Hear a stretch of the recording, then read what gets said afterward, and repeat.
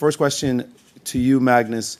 The game was a very exciting game, very up and down. I think a lot of fans enjoyed it. At one point, it seemed that you spent a long time before sacrificing an exchange. Did you feel that?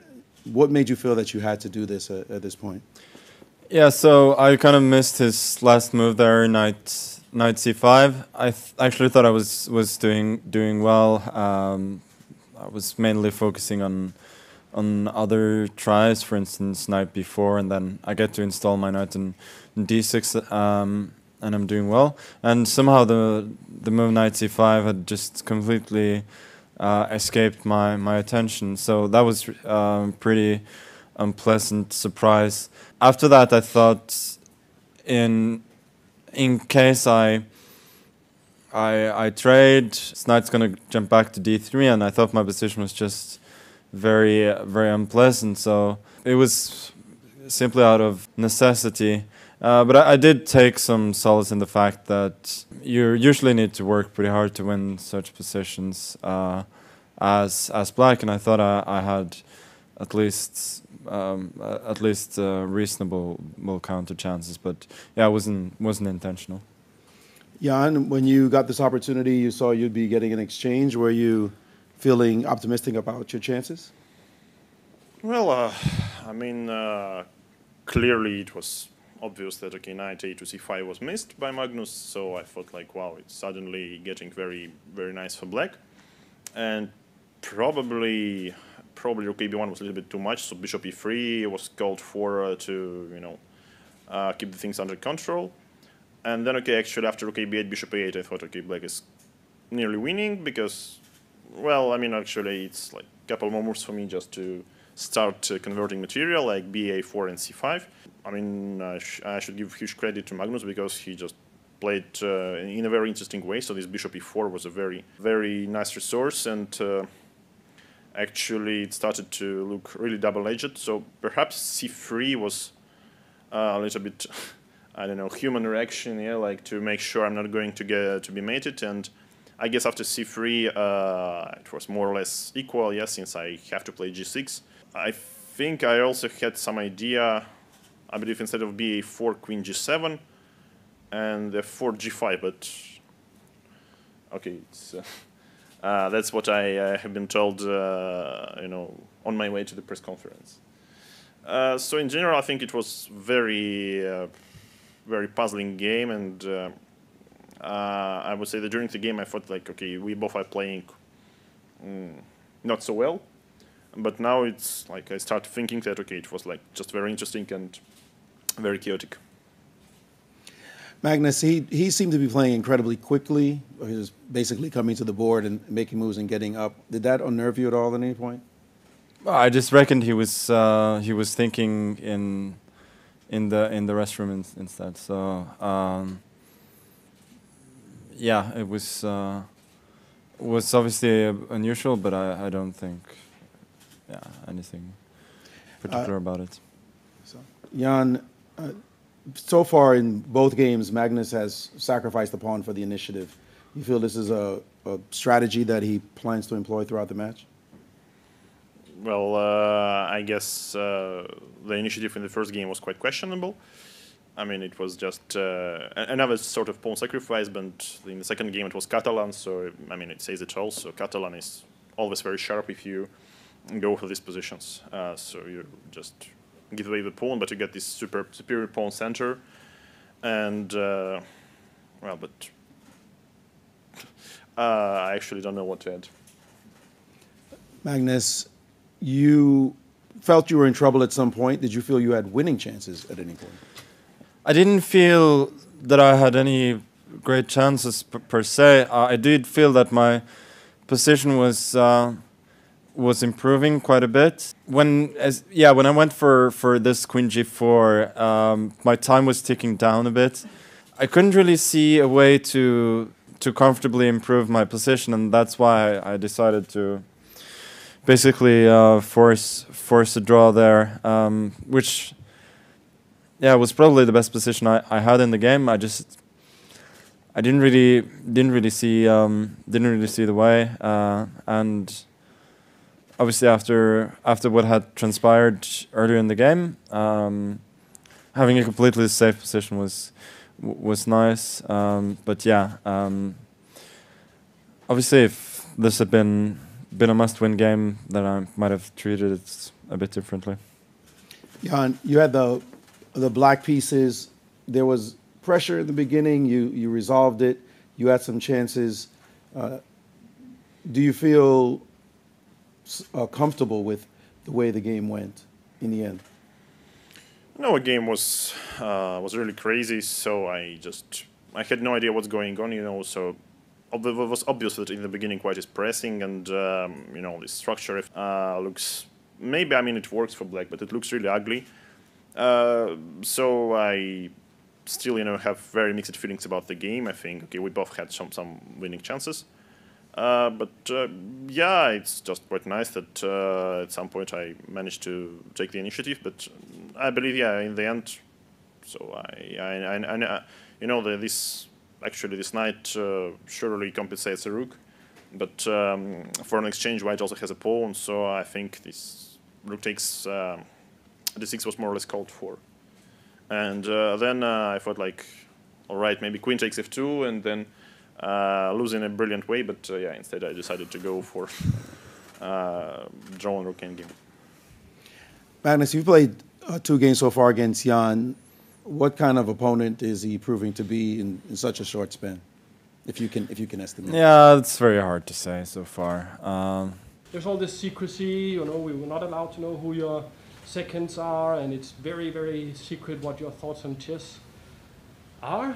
And then after the game, it seems that you just hang out and talk about chess for like 7 minutes and tell each other what you think about the game. So how does that work? I mean, it's interesting to talk chess with somebody who understands the game very well, and I think it's a way of unwinding for both of us. And I mean, especially after a game like today with so much content, I think it makes sense. Yeah. Well, actually, I was really puzzled with the game, but now I'm even more puzzled with your question. How do you manage to relax and sleep after such a game? Do you go for a run? Do you watch TV? What do you do? Well, basically, after such games, once you hit your bed, it's enough. But can you stop your thoughts from racing? Nothing. Good. Well, you always think about the match. I mean, of course, you're gonna, I don't know, go for a walk or listen to some music, but I mean, I really doubt it would prevent you from thinking about what's going on. Right. And Magnus? Yeah, I think you focus on the next game, and I think in this particular case, I think we both had chances, or at least a little bit, and the result was decent enough for both of us. So yeah, you move on, prepare for the next. Yes. Thank you. Just a moment ago, you said that the games have been atypical.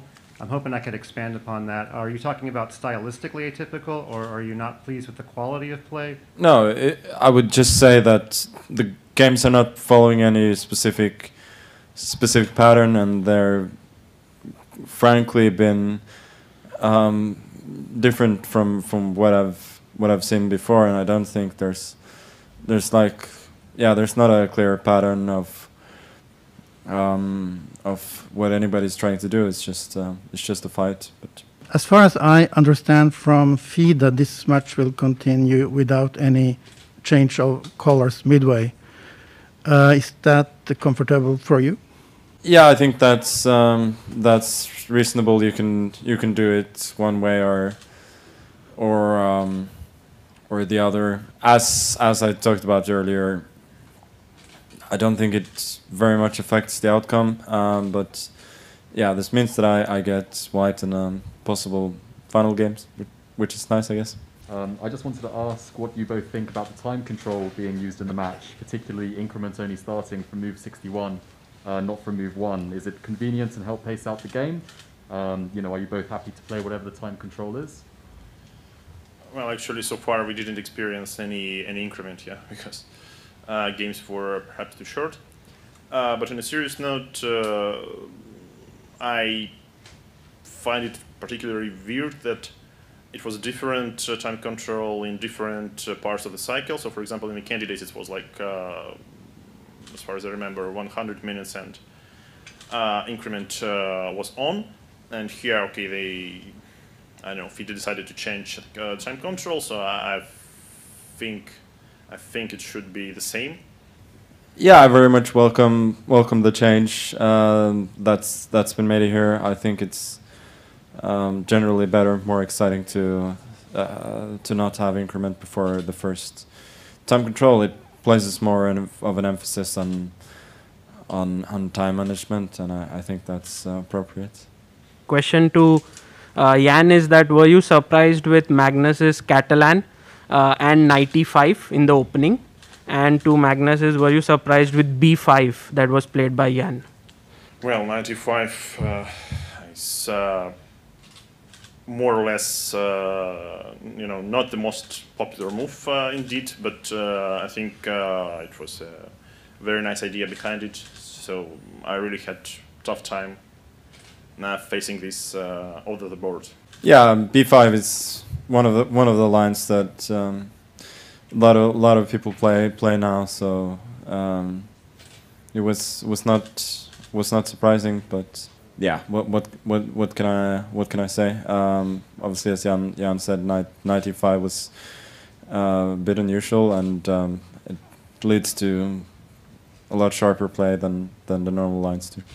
Stepping away from the board, this is a town of opulent wealth. There's a Lamborghini on every corner, 7-star hotel. I'm guessing this is your first private bathroom while playing a tournament. How are you enjoying the treatment of being a world champion challenger? I guess I should probably enjoy it in some way, but once you participate and once you play, you enjoy the chess. Mainly the game of chess, and the rest is not as important. We have a couple of questions for the players from the followers on Twitter. Maybe more detail. How much sleep do they get in a match of such magnitude? I guess they're asking, do you sleep well? Yeah, it really depends on the game. But so far I'm getting plenty of sleep. Well, you always want to sleep more. So far it's all right, but Many top chess players are doing commentary on this World Championship match. 3 names: Anand, Giri, and Caruana. If you were not playing in the match, whose commentary would you enjoy the most? Well, actually, since I have, I did some commentary for the previous match. Probably it would be my commentary. I'm really sorry. I just don't even remotely care.